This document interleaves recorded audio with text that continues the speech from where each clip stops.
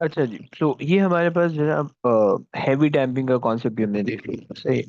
अगर तुमने इस हैवी डैम्पिंग को मतलब इन तीनों को मैं एक ही ग्राफ में, अच्छा पहले तो इस हैवी डैम्पिंग को अगर मैंने बता दिया कि भाई वैसे जो गाड़ियों के जो डोर स्टॉपर्स, जो ट्रंक, ये बूट वो होते हैं क्लोजर्स के जो सर्किट होते हैं, उनके अंदर ये इस्तेमाल होते हैं, सही है। और भी तुम इसके अलावा दे सकते हो एग्जाम्पल, सही है। तो और ये जो है ना सिस्टम की यूजेज के हिसाब से पता चलता है। आप ऐसा नहीं बोल सकते हो कि मतलब एक कोई भी रैंडमली सिस्टम, कोई रैंडम सिस्टम कंसिडर करो और आप बोलो इसके अंदर लाइट डैम्पिंग होगी, क्रिटिकल डैम्पिंग होगी, हैवी डैम्पिंग होगी, राइट। बल्कि आप सिस्टम के अंदर देखते हो कि इसमें रिक्वायर्ड क्या है, मतलब तो आपने जल्दी बंद करना है, आपने देर से बंद करना है, या मतलब आपने ऑसिलेशन को कितने टाइम तक रखना है, राइट।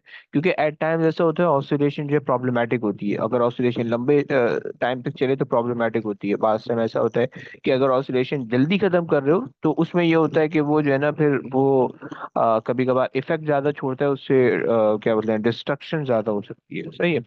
सो डिपेंड करता है कि आपका सिनेरियो क्या है, उस हिसाब से वो इक्वेशन बनती है और फिर उस हिसाब से आपको आप समझते हो कि क्या सीन है, सही है। तो ये तो हमारे पास जो है डैम्पिंग के कॉन्सेप्ट है। अगर तुम एक समराइज ग्राफ चाहो कि जिसके अंदर जो है डैम्पिंग के तीनों ग्राफ आ जाए, तो तुम इस ग्राफ को देख सकते हो। Let me show you. ये आ गया,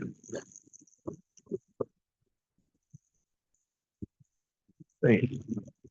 तो ये बेसिकली जो है ना एक इसका समराइज ग्राफ है। इक्वेशन प्लीज इग्नोर कर देना, वो एक पर्टिकुलर सिस्टम से उन्होंने लेके बनाई हुई, सही है। जो बेसिकली ऊपर जो तुमने सिस्टम देखा था ना, ये ऑसिलेटिंग बॉल वाला या ऑसिलेटिंग स्प्रिंग वाला, इसी को लेके उन्होंने फिर आगे एक इक्वेशन भी बनाई हुई। लेकिन और वो मैं तुम्हें बता चुका हूँ कि हर सिस्टम के अलग अलग हिसाब से इक्वेशन बनेगी, डिपेंडिंग अपॉन आप निकालना क्या चाह रहे हो या आपको उस सिस्टम से क्या रिक्वायरमेंट है आपकी, सही। उस हिसाब से आप एडजस्ट कर लो उसको, सही है। सो ब्लू वाला जो ग्राफ है वो आपके पास जो है वो लाइट डैम्पिंग है। ग्रीन वाला जो ग्राफ है वो हैवीली डैम्प है और या ओवर डैम्प है, सही है। इसका यहाँ पे नाम भी मैं लिख देता हूँ कि इसको हम जो है अंडर डैम्प कहते हैं, सही है। जिसको हमने लाइट डैम्पिंग का अंडर डैम्प भी कहलाते हैं, अंडर डैम्प, सही है। And this graph is over damp,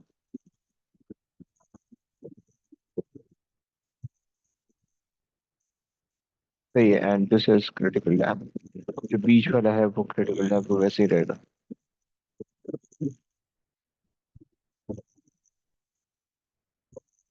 critical डैम्प, सही है। तो ये हमारे पास जो है ना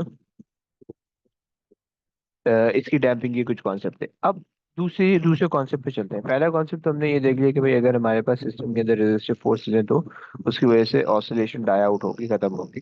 दूसरा कॉन्सेप्ट ये है कि सिस्टम की जो ऑसिलेशन हमने उनको एनहांस करना है, बढ़ाना है, सही, ज्यादा करना है। तो उसके लिए हम क्या करते हैं, हम रेजोनेंस के इफेक्ट को देखते हैं, सही है। अच्छा पहले तो ये इफेक्ट समझने की कोशिश करो, उसके बाद जो है इसकी कहानी भी लिखेंगे। तो रेजोनेंस का इफेक्ट इस तरह से होता है कि, अच्छा रेजोनेंस के लिए जरूरी नहीं है कि आपका सिस्टम जो है वो डैम्प्ड हो या फ्री ऑसिलेशन हो, सही है। रेजोनेंस में बेसिकली ये होता है कि आप एक्सटर्नल फोर्सेस ऐड ऑन करते हो या एक्सटर्नली एनर्जी ऐड ऑन करते हो सिस्टम के अंदर, सही है। मान लो कि एक ऑसिलेटिंग बॉडी है, उसकी एक पर्टिकुलर एनर्जी, सही है। वो एनर्जी कहीं जा नहीं रही, लेकिन आप चाह रहे हो कि वो और ज्यादा एम्पलीट्यूड के साथ मूव करे, तो आप उसके अंदर और ज्यादा एनर्जी डाल दोगे बाय पुशिंग द पेंडुलम और what ever you have the oscillating body. आप उसको जस्ट पुश कर दो या आप उसको जो है ना जस्ट एनर्जी किसी भी तरीके से दे दो कि जिसकी वजह से उसका एम्पलीट्यूड बढ़ जाए, राइट, क्योंकि एम्पलीट्यूड और एनर्जी रिलेटेड है। तो अब रेजोनेंस के अंदर ये यही होता है कि आप क्या करते हो कि एनर्जी जो है ना सिस्टम के अंदर ऐड ऑन करते हो कि जिसकी वजह से ऑसिलेशन जो है वो क्या होती है, ऑसिलेशन चलती रहती है for a longer period of time. Oscillation die out नहीं होती बल्कि ऑसिलेशन ग्रो होती है, वो एम्पलीट्यूड बढ़ता है उसका, सही। तो ये हमारे पास जो है ना रेजोनेंस का कॉन्सेप्ट है। डैम्पिंग का बिल्कुल ऑपोजिट है ये, आप इस तरह से भी सोच सकते हो, सही। डैम्पिंग का बिल्कुल ऑपोजिट है। सो अब अगर हम इसकी डेफिनेशन लिखें तो डेफिनेशन थोड़ी अजीब सी है बट उसको समझेंगे भी।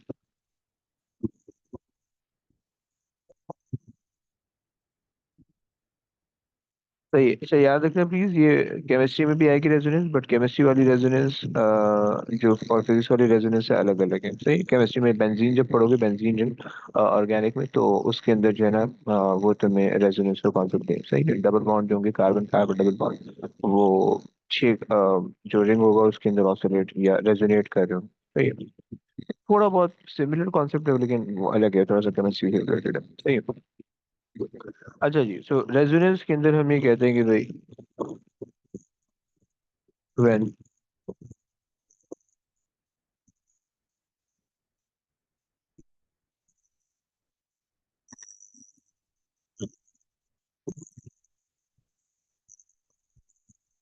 when driving या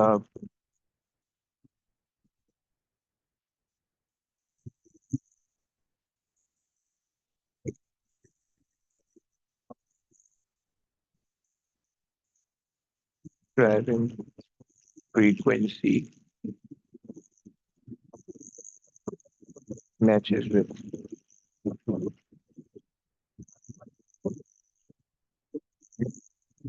the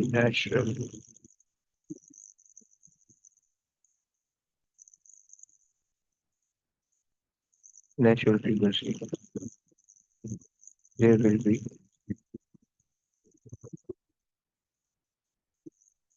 greater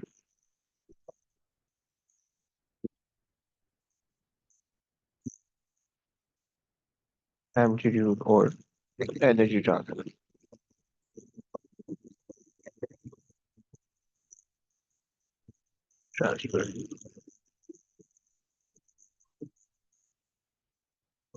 तो ये,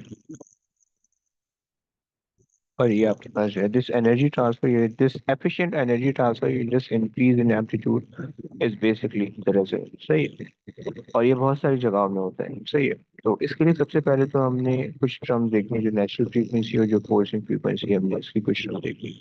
सही है, इसको जरा समझते हैं।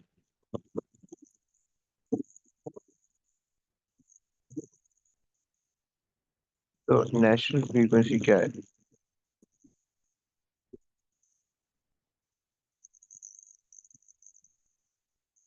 अच्छा, नेचुरल फ्रीक्वेंसी किसी भी ऑब्जेक्ट की वो फ्रीक्वेंसी होने वाली है कि जिससे वो ऑब्जेक्ट ऑसिलेट हो रहा हो, या अगर तो पहले से ऑब्जेक्ट रुका हुआ था तो आपने उसको ऑसिलेट किया हो। राइट। नेचुरल फ्रीक्वेंसी ये फ्रीक्वेंसी है। मतलब मान लो तुम झूले पे बैठे हुए हो, झूले पहले रुका हुआ था, तुम भी झूले पे बैठे, तो पहले झूले रुका हुआ था, फिर तुमने अ, झूले को ऑसिलेट किया, अब झूला मूव होना शुरू हो गया। राइट। अब जो स्विंग है वो मूव होना शुरू हो गया विद सम फ्रीक्वेंसी। राइट। लेकिन तुम्हें पता है कि अगर तो झूले पे, अगर तो स्विंग पे कंटिन्यूअस फोर्स नहीं लगती रही, तो जो स्विंग की जो ऑसिलेशन है वो डाई आउट होगी, डैम्पिंग की वजह से खत्म हो जाएगी। बेयरिंग लगे हुए होते हैं, बेयरिंग बहुत ज्यादा एनर्जी पीते हैं, डेसिपेट होती है, खत्म हो जाती है। सही। तो होगा ये कि तुमने अगर मान लो बच्चा पीछे खड़ा कर दिया, और तुमने जो है ना, बच्चा तुम्हें धक्का दे रहा है बार बार, तुम्हारा स्विंग जो है वो चल रहा है। सही है। सो अभी जो बच्चे का धक्का देना है, ये बेसिकली क्या है? External frequency, driving frequency. और जो पहली दफा जो तुमने जब ऑसिलेट किया था बैठते हुए, तो वो तुम्हारी जो फ्रीक्वेंसी है वो नेचुरल फ्रीक्वेंसी है। तो ये हमारे पास कॉन्सेप्ट। तो हम यहाँ पे इसको कहते हैं the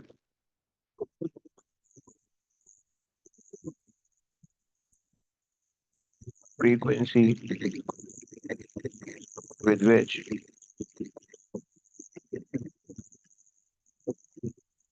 the object is oscillating,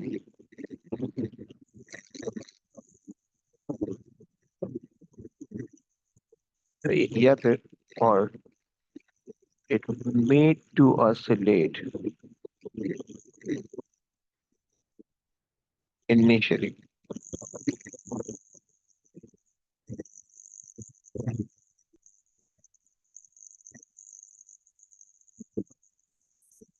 सही है। तो ये आपके पास जो है वो नेचुरल फ्रीक्वेंसी। अच्छा, मतलब लेट्स से तुम मान लो कि भाई तुम्हारे पास पानी है। सही है। अब पानी के अंदर जो H2O का मॉलिक्यूल है, वो उनकी एक नेचुरल फ्रीक्वेंसी है, वो वाइब्रेट कर रहे होते हैं। सही है। अब उनको तुम्हें वाइब्रेट करने की फर्दर कोई जरूरत नहीं है, वो पहले से वाइब्रेट कर रहे हैं। सही है। 2.45 मेगा हर्ट्स की फ्रीक्वेंसी उनकी होती है मेरे ख्याल से। सही है। कि जिसपे वो वाटर मॉलिक्यूल वाइब्रेट कर रहे होते हैं। सही है। अब इसी तरीके से तुम्हारे पास जो है ना, अब यहाँ पे क्या है, वाटर मॉलिक्यूल पहले से वाइब्रेट कर रहा है। कुछ ऐसे सिस्टम होते हैं कि जो वाइब्रेट नहीं कर रहे होते, आपको उनको वाइब्रेट करना होता है। सही है। तो वो, तो जो इनिशियली जो उसकी फ्रीक्वेंसी है कि जिससे वो वाइब्रेट कर रहा है, पहले से कर रहा है, फॉरएवर कर रहा है, या फिर आपने उसको वाइब्रेट करवाया है या ऑसिलेट करवाया है। वाइब्रेशन और ऑसिलेशन में थोड़ा फर्क है। वाइब्रेशन बेसिकली बहुत तेज होती है और एम्पलीट्यूड बहुत कम होता है वाइब्रेशन का, और ऑसिलेशन जो है वो थोड़ी स्लो होती है और एम्पलीट्यूड ज्यादा होता है कंपेयर टू वाइब्रेशन। सही है। तो अगर तो आपने अच्छा, और जो माइक्रोस्कोपिक लेवल पे अगर आप जाओ, छोटे लेवल पे अगर आप जाओ, तो वहां पे जितनी भी ऑसिलेशन होती है basically in term of vibration होती है। और वो आप उसको जो है ना कंसिडर कर सकते हो एज एन आइडियल ऑसिलेशन, कि उसके अंदर कोई रेजिस्टिव फोर्सेस प्रेजेंट नहीं है। जैसे कि कोई कोई आपके पास आप ले लो कि क्या लोगे, जैसे किसी जैसे वाटर मॉलिक्यूल जो वाइब्रेट कर रहे हैं, अभी ये इनकी एक वाइब्रेशन फ्रीक्वेंसी अभी उतनी रहती है, ये कम नहीं होती। सही तो। और ये कॉन्सेप्ट जो आइडियलिटी जो आती है ना, ये यहीं पे आती है कि अगर आप बिल्कुल माइक्रोस्कोपिक पे चले जाओ, तो वहां पे आपके पास जो है वो रेजिस्टिव फोर्सेस जीरो हो जाएंगी, या फिर आप दुनिया से बाहर चले जाओ, वहां पे रेजिस्टिव फोर्सेस जीरो हो जाएंगी। ये दो ऑब्जेक्ट है, बीच में रहोगे तो वहां पे रेजिस्टिव फोर्सेस जीरो नहीं है, तो हम उस चीज को अज्यूम नहीं कर सकते। सही है। लेकिन चूंकि ये जितने भी कॉन्सेप्ट है, ये सारे बिल्कुल माइक्रोस्कोपिक या क्वांटम छोटे लेवल पे लगते हैं। सही। और छोटे लेवल पे रेजिस्टिव फोर्सेस नहीं होती।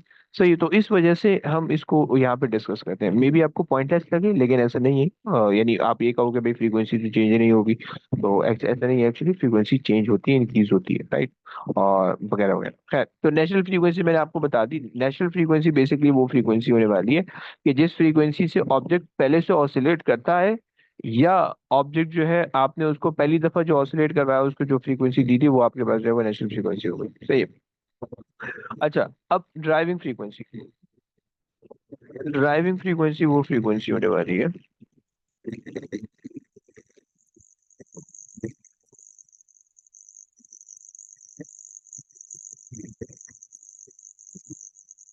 तो ड्राइविंग फ्रीक्वेंसी वो फ्रीक्वेंसी हो रही है external frequency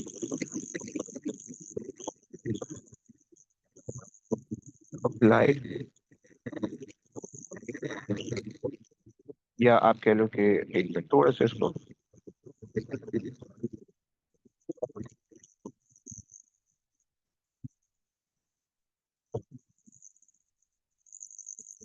external force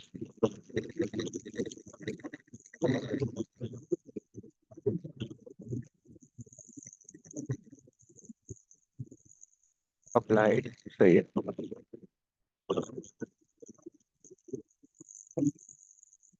causing the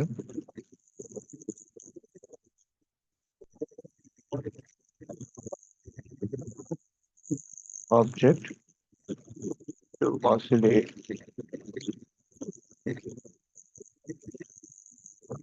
with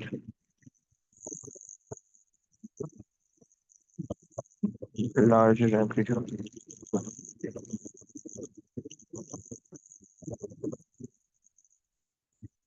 सही हो गया ये कॉन्सेप्ट। अच्छा जी, क्या मतलब है? मतलब ये कि अच्छा, यहाँ पे जो एक्सटर्नल फ्रीक्वेंसी, एक्सटर्नल फोर्स जो आप लगा रहे हो जिसकी वजह से एक्सटर्नल फ्रीक्वेंसी क्रिएट हो रही है, वो कंटिन्यूअस फोर्स नहीं है, वो डिस्क्रीट फोर्स है। मतलब आपने लगाई, फिर छोड़ी, फिर लगाई, फिर छोड़ी, फिर लगाई। जैसे स्विंग की एग्जांपल अपने ध्यान में रखो कि जो बच्चा है वो पीछे जो खड़ा है आपके, और आप स्विंग पे बैठे हो, तो बच्चा पीछे से आपको हर बारी तब पुश करेगा जब आप उससे करीब आओगे, राइट। वो उस वक्त पुश नहीं करेगा जब आप उससे दूर हो। सही है। अगर मतलब मान लो बच्चे की आंख पे पट्टी बांध दो। सही है। इसको इस तरह से अज्यूम करो, बच्चे की आंख में पट्टी बांध दो आप। सही है। और बच्चा जो है ना मतलब बहुत शार्प है, और आपने उसको बता दिया कि भाई ऑसिलेशन टाइम जो है ना इस स्विंग का 1 सेकेंड है, और बच्चे की आंखों में पट्टी बंधी है, उसको देख नहीं रहा। सही है। और उसको ये बता दिया कि ऑसिलेशन टाइम जो है 1 सेकेंड है, यानी 1 सेकेंड बाद जो स्विंग होगी वो वापसी आपकी तरफ आएगी। तो अगर आप पुश करोगे तो आप एफिशिएंट पुश कर पाओगे, एफिशिएंटली पुश कर पाओगे, राइट। तो अगर हर हर सेकंड के बाद वो पुश करेगा, तो क्या होगा कि हर हर सेकंड पे वो फोर्स अप्लाई कर रहा है, और हर हर सेकंड पे उसका एम्पलीट्यूड इंक्रीज होगा, राइट। अगर तो आपने बच्चे की आंख में पट्टी बांध दी है और उसकी टाइमिंग मैच नहीं करती है, आप ऑसिलेशन 1 सेकंड पे हो रही है, वो हर 1.5 सेकंड पे धक्का लगा रहा है, सही है, तो क्या होगा? पहला जब 1 सेकंड होगा ऑसिलेशन हो जाएगी, सही है।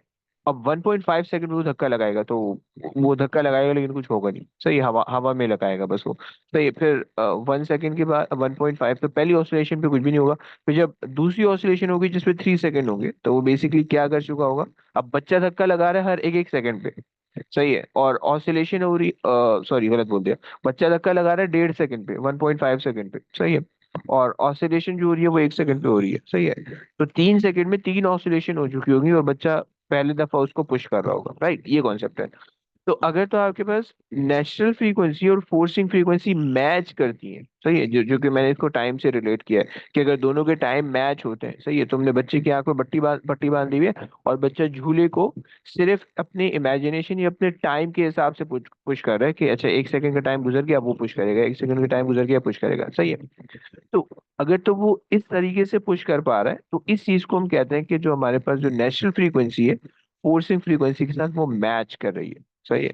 कि फोर्सिंग फ्रीक्वेंसी और नेचुरल फ्रीक्वेंसी मैच करने का मतलब ये है कि जब आपके पास जिस फ्रीक्वेंसी से आप फोर्स लगा रहे हो, जाहिर बात है फोर्स कंटिन्यूसली नहीं लगा रहे हो आप, बल्कि बार बार लगा रहे हो, सही। तो जिस फ्रीक्वेंसी से फोर्स लगा रहे हो और जिस फ्रीक्वेंसी पे ऑसिलेशन हो रही है, अगर वो दोनों चीजें सेम होगी, सो आपके पास तब जो है ये रेजोनेंस होगी, यानी तब आपको मैक्सिमम एम्पलीट्यूड देखेगा, अदरवाइज एम्पलीट्यूड मैक्सिमम नहीं होगा। क्लियर हो गया? सो अब हमने कहा कि भाई जब हमारे पास नेचुरल फ्रीक्वेंसी नेचुरल फ्रीक्वेंसी जब फोर्सिंग फ्रीक्वेंसी के बराबर हो, सही है, तो तब आपके पास जो है वो एम्पलीट्यूड रेजोनेंस ओकर होगी, सही है। आई होप सो तुम लोग को समझ में आ रहा होगा, मुझे बताना प्लीज, आ रहा है या ऊपर से जा रहे हो कुछ?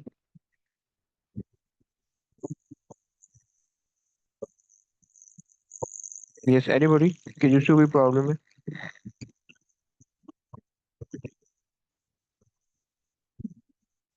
चलो, अगर नहीं है तो बहुत सही है। अब इसका एक छोटा सा ग्राफ है, और वो ग्राफ जो है वो आपको कुछ इस तरह से दिखेगा। अच्छा, याद रखना इसकी बहुत ज्यादा प्रैक्टिकल एप्लीकेशन भी है रेजोनेंस की, सही है। कई जगहों पे ना रेजोनेंस यूजफुल होता है, कई जगहों पे रेजोनेंस यूजलेस होता है, सही है। जैसे कि माइक्रोवेव है, माइक्रोवेव ओवन जो होता है, सही है, वो उसके अंदर बेसिकली जो आपका हीटिंग का प्रोसेस होता है ना वो रेजोनेंस के थ्रू होता है, सही है। बल्कि इसको भी समझ लेते हैं ग्राफ से पहले। माइक्रोवेव के अंदर क्या होता है कि माइक्रोवेव के अंदर पहले तो कॉन्सेप्ट ये है कि आप सिर्फ और सिर्फ कोई भी ऐसी चीज को गर्म कर सकते हो जो कि प्योर, जो कि लिक्विड कंटेंट जिसके अंदर प्रेजेंट हो, राइट।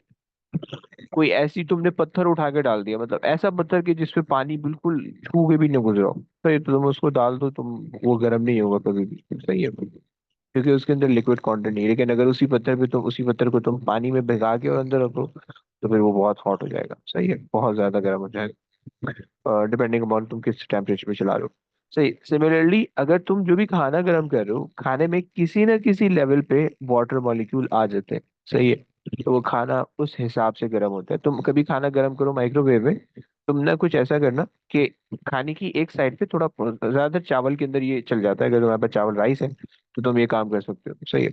या अगर तुम्हारे पास ब्रेड है तो तुम तब भी ये काम कर सकते हो, एक्सपेरिमेंट एक्सपेरिमेंट के लिए, लेकिन बाद में खा लेना, फेंकना मत प्लीज, सही है। तो तुम एक साइड पे थोड़ा सा पानी जो है ना वो कर दो, स्प्रिंकल कर दो, शावर कर दो, सही, थोड़ा सा पानी एक तरफ डाल दो और दूसरी तरफ जगह जो है ना वो सूखी रखो, सही है। तो जिस तरफ तुमने पानी डाला होगा ना, जब वो खाना गर्म होके आएगा तो जिस तरफ तुमने पानी डाला होगा वो वाली साइड थोड़ी ज्यादा गर्म होनी चाहिए, और जिस तरफ तुमने पानी नहीं डाला होगा वो वाली साइड कम गर्म होनी चाहिए, सही है। क्यों? क्योंकि जनरली जो भी फूड होगा उसके अंदर लिक्विड कंटेंट बाय डिफॉल्ट उसके अंदर मौजूद होंगे, राइट। तो अगर तुम पानी डालो या ना डालो वो हर सूरत के अंदर गर्म हो जाएगा, क्योंकि उसके अंदर लिक्विड कंटेंट है। लेकिन अगर तुम कहीं पे पानी डाल रहे हो तो इसका मतलब है कि तुम हीटिंग के प्रोसेस को और ज्यादा स्टिमुलेट कर रहे हो, सही है, ज्यादा तेज कर रहे हो तो या ज्यादा बढ़ा रहे हो, तो उसमें क्या होगा कि वो वाली जगह पे जो है ना तुम्हारे पास ज्यादा हीटिंग तुम्हें मिलेगी, राइट। और अगर तुम इन दोनों चीजों में एक और चीज कंपेयर करो, मतलब जिस साइड पे तुमने पानी डाला है और जिस साइड पे तुमने पानी नहीं डाला है, सही है, तो जिस साइड पे तुमने पानी डाला होगा ना, उस साइड पे जो फूड का कलर होगा वो तुम्हें सही दिखेगा।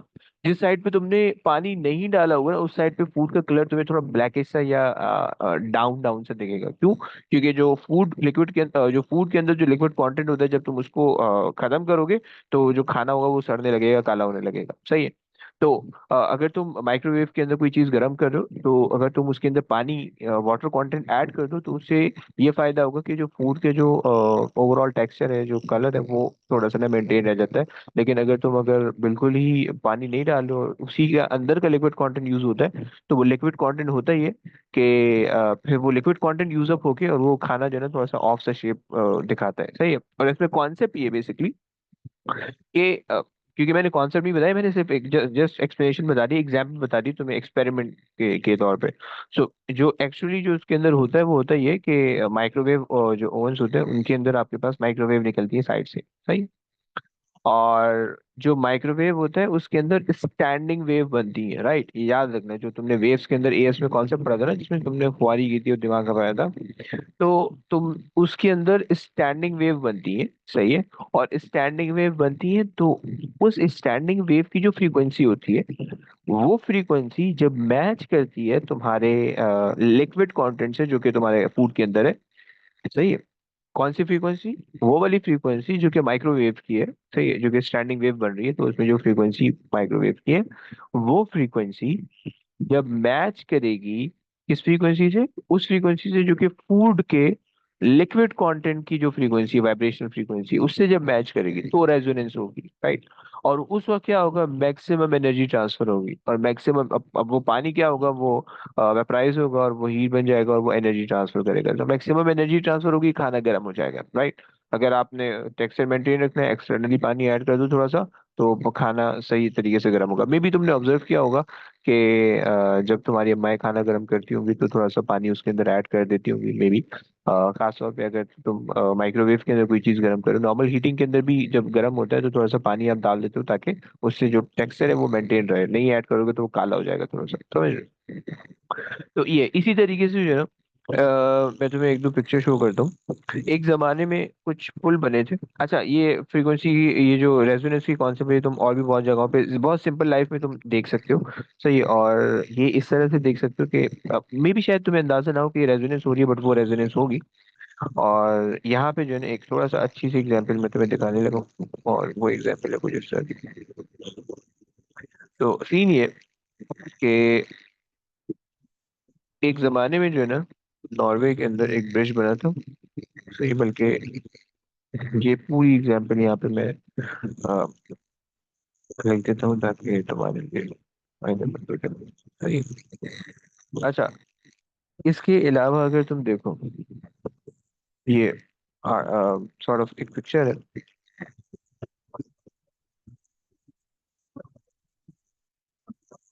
नहीं, अगर तुम इस पुल को देखो, सही है, यहाँ पे इन्होंने लिखा हुआ भी है कि इन 1940 the फोमा narrows bridge in the state of Washington collapsed moderately high variable crosswind much slower than hurricane force wind। तो जब तुम्हारे पास हवा चल रही थी, तो ये जो पुल इन्होंने बनाया था बेसिकली कोलैप्स हो गया था। तो ये क्यों? क्योंकि जो विंड की जो स्पीड थी, वो, अब विंड ने क्या किया, पहली दफा जब विंड चली होगी तो विंड ने इसको ऑसिलेट कर दिया होगा पुल को। अब जो जो ब्रिज होगा, जब पहली दफा ऑसिलेशन होगी वो उसकी नेचुरल फ्रीक्वेंसी हो जाएगी। सही। और फिर उसके बाद जो कंटिन्यूअसली जो विंड चलती रही होगी, उससे क्या होगा? Forcing frequency natural frequency match कर गई होगी, एम्पलीट्यूड बहुत ज्यादा हो गया, उसकी वजह से पुल ने ऑसिलेट करना स्टार्ट कर दिया, सही है। और जब पुल ऑसिलेट किया तो उसके बाद वो फिर गिर गया, कोलैप्स हो गया, सही है। इसी तरीके से आपके पास जो है ये लंदन के अंदर मिलेनियम ब्रिज था, वो भी क्लोज हो गया था इस वजह से कि उनके उसके ऊपर से जो है ना, मतलब फ्रीक्वेंसी ज्यादा होने की वजह से वो ऑसिलेट कर रहा था, right.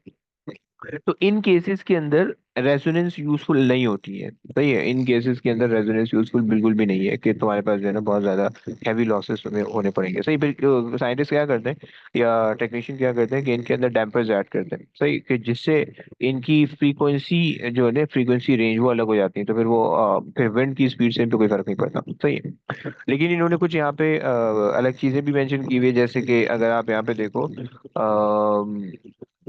Nuclear magnetic resonance MRI, सही है, टेस्टिंग होती है, उसके अंदर हमें जो है इस रेजोनेंस की बहुत ज्यादा जरूरत होती है। सही है।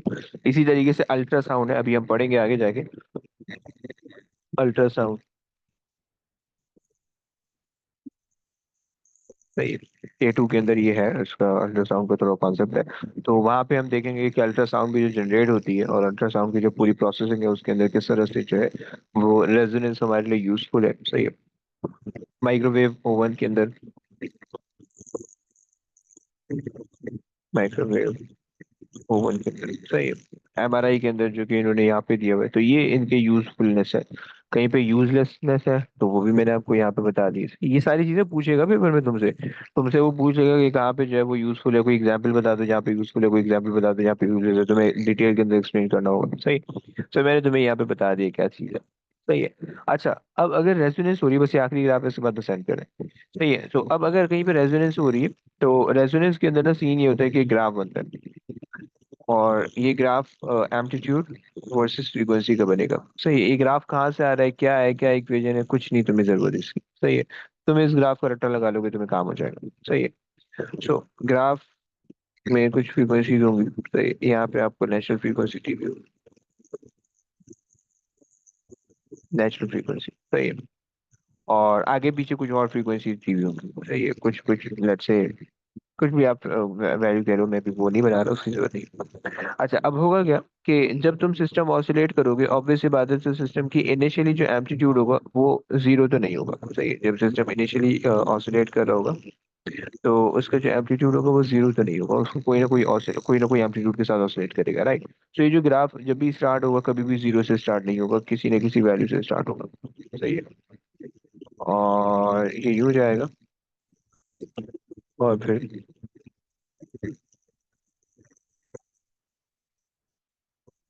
ये ऐसे बनेगा। सही है। तो एम्पलीट्यूड कभी भी जीरो को रीच नहीं करेगा, इस ग्राफ की पहली चीज ये तुम्हें पता होनी चाहिए कि एम्पलीट्यूड कभी भी जीरो को रीच नहीं करेगा। सही हो गया। अच्छा जी, दूसरी चीज कि तुम्हारे पास जो रेजोनेंस वाला पॉइंट है ना, वो ये वाला पॉइंट है, ये वाला पॉइंट है। अब यहाँ पे तुम देख रहे हो कि मैक्सिमम एम्पलीट्यूड तुम्हें रीच होता हुआ दिख रहा है। सही है। और मैक्सिमम एम्पलीट्यूड जो है तुम्हारे पास रेजोनेंस के अंदर होता है, right, this is the maximum amplitude. Amplitude increase हो रहा है, इंक्रीज हो रहा है, मैक्सिमम एम्पलीट्यूड तुम्हें रेजोनेंस पे दिखा, राइट। तो ये वाला पॉइंट तुम्हारे पास रेजोनेंस का पॉइंट हो गया। सही है। तो ये दो पॉइंट तुमने याद रखने हैं। सही है, कि ये ग्राफ कभी भी जीरो से स्टार्ट नहीं होगा, और दूसरी चीज जो इस ग्राफ का पीक आएगी वो नेचुरल फ्रीक्वेंसी पे आएगी, और वो पॉइंट आपको रेजोनेंस वाला पॉइंट बताएगा। सही है। तो पहली चीज, नेवर स्टार्ट और end the graph from zero at zero. सही है। और दूसरी चीज, peak should be at natural frequency. सही है। और यहीं पे आपके पास है, और मैक्सिमम एम्पलीट्यूड वाला पॉइंट जो है वो रेजोनेंस बताएगा। मैक्स एम्पलीट्यूड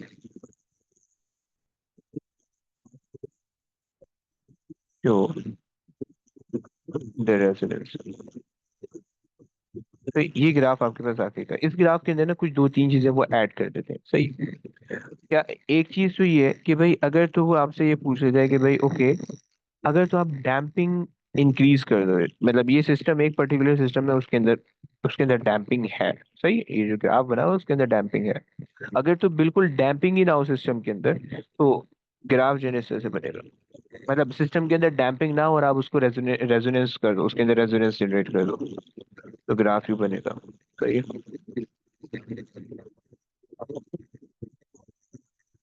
इनफाइनाइट तक चले जाएगा।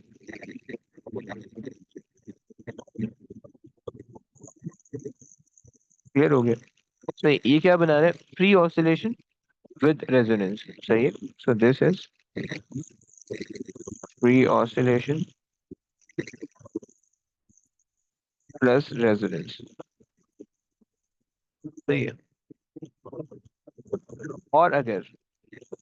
और अगर आपके पास डैम्पिंग को आप इंक्रीज कर दो, सही है, मतलब ये जो ब्लू वाला ग्राफ है इसके अंदर जितनी भी डैम्पिंग है इससे ज्यादा डैम्पिंग हो गई, अगर आप उस डैम्पिंग को इंक्रीज कर दो तो क्या फर्क पड़ेगा? कि एम्पलीट्यूड थोड़ा सा नीचे से स्टार्ट होगा। सही है। और पीक थोड़ी सी फ्लैटर हो जाएगी। सही है। लेकिन मैक्सिमम पॉइंट वहीं पे आएगा।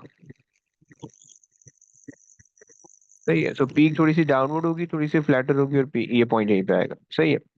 तो ये जो पॉइंट है, यहाँ पे हमने डैम्पिंग इंक्रीज कर दी। तो इंक्रीज्ड डैम्पिंग, और साथ में क्या हो रहा है? साथ में आपके पास रेजोनेंस भी हो रही है। राइट। अब देखो रेजोनेंस तीनों केस के अंदर हो रही है, लेकिन पहले जो ग्रीन वाला केस है उसके अंदर रेजोनेंस प्रोमिनेंट नहीं है, राइट? क्योंकि रेजिस्टिव फोर्सेस बहुत ज्यादा एनर्जी को लूज करवा रहे हैं। सही है। तो बस ये कॉन्सेप्ट था। और ये आपके पास जो है इस चैप्टर का एंडिंग पॉइंट था। सही है। अब यहाँ पे इसके जितने भी कॉन्सेप्ट हमने कोशिश की कि सारे के सारे ये कंप्लीट हो चुके हैं। सही है। तो इंशाल्लाह अब नेक्स्ट क्लास में जो है इसके अब पास पेपर करेंगे इस वाले पोर्शन के। सही है। और फिर उसके बाद जो है वो हम P5 पे चलेंगे। सही हो गया? चलें जनाब, बस।